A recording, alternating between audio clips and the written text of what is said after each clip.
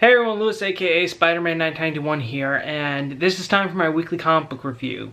This is when I talk about the comics that I read this week that came out on April 18th, 2018. And I always do the review with my least favorite comic all the way to my pick of the week. So, let's get started. Amazing Spider-Man, Renew Your Vows, number 18. When one of Annie's new friends who got superpowers during this arc tries to kill Normie Osborn, Annie is able to stop her friend by convincing her that what she's doing is wrong, and is able to get her to stop by using empathy rather than punching her in the face like most superheroes do. I really like the good thing about this arc was it did a good job showing how Annie Parker understands the responsibilities of her powers, but she still has some good moments of a typical teenager. However, the entire plot of this arc, basically Annie finding two teenagers that give themselves superpowers and then decide to try to be heroes, and then one tries to kill someone that is responsible for something tragic. It just felt very cliche and repetitive, and to be honest, Renew Your Vows, I loved it when it first came out, but ever since we did the whole time jump where Annie's now in high school, I have been losing focus in this series. It's just starting to devolve into another typical teenage superhero book, which I'm not excited about. Daredevil 601. Daredevil escapes police custody and Matt Murdock takes over as mayor of New York City. The first order of Matt issues is to release his fellow vigilantes that were captured by the NYPD last issue so that they can help fight the hand ninjas that have invaded New York. Okay, my main issue with Matt becoming the new mayor of New York City is because I remember when Matt was first appointed as deputy mayor for Wilson Fisk, they had several scenes where everyone assumed Matt was just trying to take out Fisk so that he could be in charge, and Matt's like, no, there's some rules in place, I wouldn't actually do it, but he actually does it because apparently the last mayor before Fisk changed the law and Fisk never changed it back, which to me is ridiculous. It just feels entirely counterproductive to what we've already established, and honestly I thought we were going to have a couple more story arcs of Fisk in the mayor's office before we got to the moment where, hey, he's gone, Matt's in charge, but no. But honestly, at this point, I have pretty much liked Charles Soule's Daredevil run, but like up to this point, I feel like I'm done. Like at this point, right? I think after reading this issue, I'm gonna drop Daredevil from my pull list. Moving right along to something a bit more cheery. Super Sons, number 15. Okay, Kid Amazo returns and he captures Superboy along with the Justice League so that he can somehow use them as power sources in order to keep him going. This is basically the last arc for the world's finest to be, and bringing back Kid Amazo is a good way for series writer Pierre Tomasi to bring it to sort of have a nice throwback to the first arc of Super Sons where John and Robin fought Kid Amazo. And I have to be honest, I really love the way Pierre Tomasi writes John Kent and Damian Wayne. He knows how to show what makes those two different, but at the same time show why they make a good team with each other. And to be honest, the way he writes, and to be honest, the plot of this book does feel like a bottle episode, but the way Pierre Tomasi writes the two heroes, it doesn't feel like that at all, which is very great. Tales of Suspense, number 104. This is the conclusion to the Red Ledger arc. Well, basically what happens is Black Widow finally takes down the Red Room. We finally learn what she's been doing this entire series, ever since she came back, and she's basically acquired power at a higher position in the Red Room and said she could take it down from the inside. However, when Hawkeye and Winter Soldier show up, that's when Natasha has to basically put her plans to overdrive and rush through it in order to fully disassemble the Red Room. I really like the way this series sort of transformed into a Black Widow arc. I mean, initially when it was announced, I just assumed it was going to be a Hawkeye Winter Soldier arc, and I was mainly interested because of the spy stuff, and they handled all the espionage stuff very well for this series, but then with the revelation that Natasha is alive, it sort of the last couple of issues really cemented this as a Black Widow arc for me. And the series was very conclusive up until the last panel.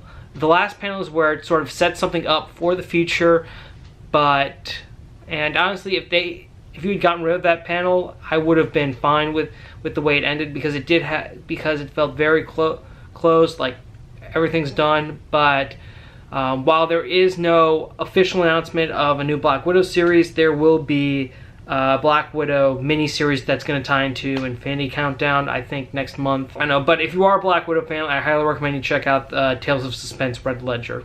Nightwing, number 43. Dick Grayson's night off is interrupted when he has to help Robin and Arsenal take down a League of Assassins cell that's set up in Gotham. Alright, so basically this issue and the last one are just like filler till we get the new creative team, but I love this issue a lot more than the last issue, which is good because the best part about this issue was the dialogue between Dick, Damian, and Roy. Roy, especially the way that Roy and Damian argue with each other. It was very funny. And it's also fun to see this issue take a little spotlight on Arsenal and Nightwing's relationship, because we've seen Nightwing team up with Wally West in this book. He's also teamed up with Damian numerous times because they're close. And I always thought that the friendship between Dick Grayson and Roy Harper was interesting because of the two sidekicks, their mentors are very similar. So it was nice seeing that these two team up for once, even though Damian's tagging along. But hey, I am always up for a team up with Dick Grayson and Damian Wayne. But the entire issue was just very fun, very energetic. I liked it a lot. It's got really cool action scenes, and to be honest, this was probably the best Nightwing issue I've read in a while, too. Batman, Creature of the Night, number 3. Okay, so this is basically, if you don't know what this miniseries is, it's basically a story where a child named Bruce Wainwright, who loved Batman, his parents were killed when he was 8. It's sort of like a realistic take on a kid who loved Batman, and now he has this adult. Now that he's an adult, there's this shadowy Batman-like figure that's going after people that he wants to and stuff. And anyways, so that's my loose abridged summary of what's happening. But in this issue, Bruce Wainwright learns more about what type of creature his Batman really is. Also, when he attempts to let others in on his secret, he discovers something that his uncle Alton, who he affectionately calls Alfred, about a family secret that he kept that leads to an explanation as to what the Batman is. And he also finds out some very dark stuff about Detective Gordon, who was the lead investigator of his parents' murder. This issue does an impressive job explaining why this is happening to Bruce and why this figure takes the form of Batman to him. Also, the way this issue ended really sets up a very big finale for the 4th and final issue. Unfortunately, though, this series has been hitting numerous delays. I remember the first issue came out in November, then the second issue came out either December or January. Well, now it's April and we're finally getting to the 3rd issue, and the 4th and final issue has not been solicited yet. So this is a good series, but it's just taking forever to tell, and I really hate when that happens to miniseries. Mighty Morphin Power Rangers, number 26. Tommy Oliver is dead. Yep, this issue we opened up on Tommy's funeral because he died from the attack from Lord Dracon last issue. And also, Jen Scott, the Pink Time Force Ranger, explains to the Mighty Morphin Rangers that right at the present moment, the Power Rangers timeline is sort of fractured. And right now, every era of the Rangers are sort of in their own pocket dimension. Meanwhile, Lord Dracon continues his attack on the Power Rangers on the different Power Rangers eras by going to the Samurai Rangers. Fortunately, and while Dracon does make quick work of most of the Samurai Rangers, the Mighty Morphin Rangers and Jen arrive and are able to rescue the Red Samurai Ranger, Lauren. Also, we find out that last issue, Lord Dracon went to Ninjor and kidnapped him, and now in this issue we finally learned that what Dracon's doing is he's using Ninjor's power to add other Power Rangers' powers to his own. So basically, he was able to use the power from one of the Samurai Rangers morphers to add to his own, and he gets a sort of new updated suit, which looks really cool. And we also learned that Dracon not only intends to conquer these other worlds, but also add the other Rangers morphers to his own power and his armies. So basically, we learn in this issue that the results of the Shattered Timeline have led to some somewhat pocket universes for every Power Rangers era. This this is sort of a good way to, sort of a good explanation, because it doesn't really disrupt Power Rangers continuity, and this is something that I feel like could be fixed by the end of the story in order to get things to be back into fix the timeline and everything. Also, I do have a theory about Tommy, not Lord Dracon, original Tommy Oliver. Basically, Tommy is dead. Well, I have a possibility that maybe, just maybe, because the Power Rangers comic is in its own little continuity, separate continuity. Well, first off, because of Tommy's death, Jason now has the Dragon Zord, gets the Dragon Zord coin and adds that power to his own. He's got the Dragon Shield like in the series. Anyways, back to Tommy. I don't think Tommy is gone for good, obviously, because Tommy Oliver is everyone's favorite Power Ranger. And my theory is that probably towards the end of Shattered Grid, Tommy gets revived, and when he gets revived, he comes in as the Mighty Morphin White Ranger, and that's how he gets the White Ranger powers in the comics. Of course, that's just my theory about it. It could be proven wrong, but I still don't think Tommy's gone. This was still a very impressive issue. I am loving Shattered Grid. If you are a Power Rangers fan, I highly recommend you start reading this comic now. Batman, number 45. Booster Gold tries to give Batman the ultimate wedding present. Booster goes back in time in order to save Batman's parents and create an alternate world where they would be alive. However, Gotham is way worse. And we find out, and when Booster goes to find Bruce, he explains that the reason he did this was to give Bruce a taste of the life that would have happened if his parents were alive. And hopefully that would kind of help Bruce realize, oh shit, maybe me being Batman is a good thing. And basically, Booster's inspiration for this story was behind a story that Superman told him about the Black Orchard in the popular Superman arc For the Man Who Has Everything. After Booster gives this explanation to Bruce is like starting to remember, and he's like, yeah, I get it.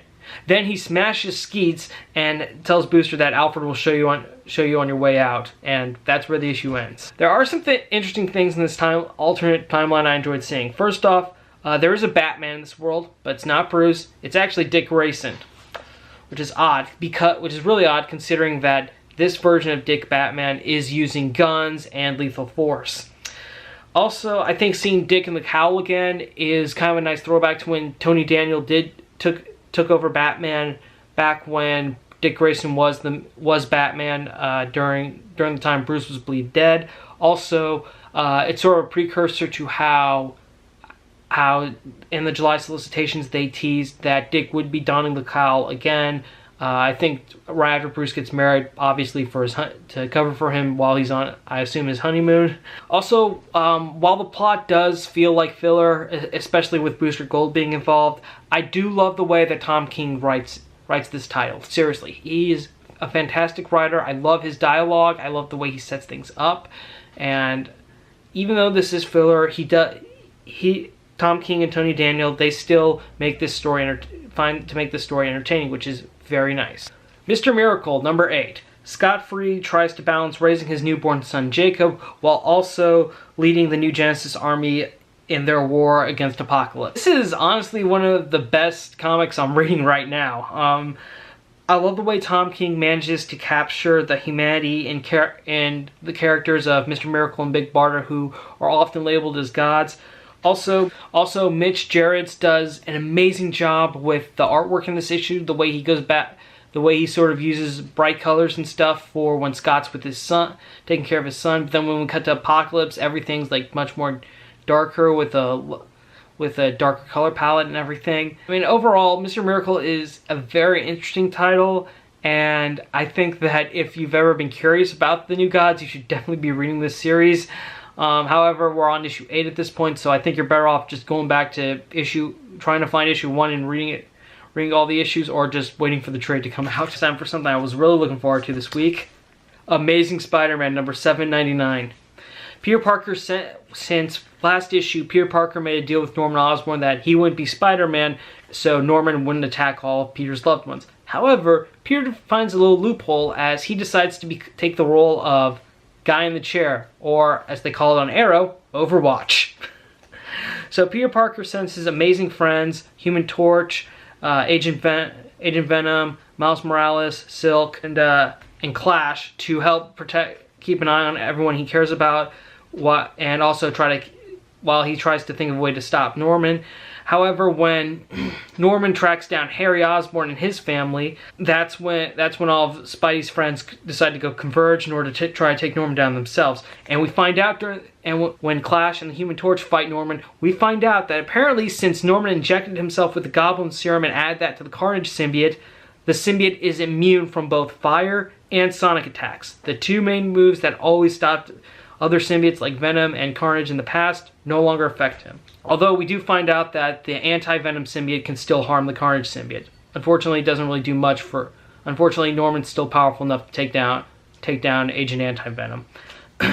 Also, during Norman's attack on Harry and his family, we discover that the nanny Harry hired for Normie and Stanley is actually Harry's mother, Emma, the whole time, who we thought was dead. So anyways, once all of Peter's friends are defeated, Peter realizes he has no choice, so he decides to suit up again and heads over to where the battle was, but unfortunately he's too late as the Osborns are gone, and Peter's leg is still broken from last issue, but Flash Thompson does the most honorable thing and decides to sacrifice what's left of the anti-Agent Venom suit in order to heal Peter's leg. Meanwhile, as we get towards the end of the issue, Harry's family thinks they're safe, but they're not, as Norman shows up, takes little Normie, and infects him with the Red Goblin symbiote. This issue was definitely awesome. I mean, 800 is next month. It's going to be great.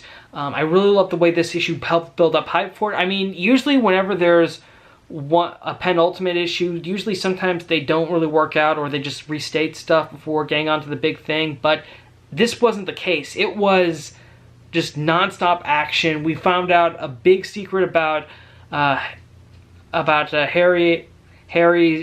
about the nanny Harry hired, and in fact, it was definitely implied a couple of issues ago, and I think when I first saw this character, I assumed she was working with Norman, but it turns out she was trying to keep her grandkids away from him. So that was something I did not expect.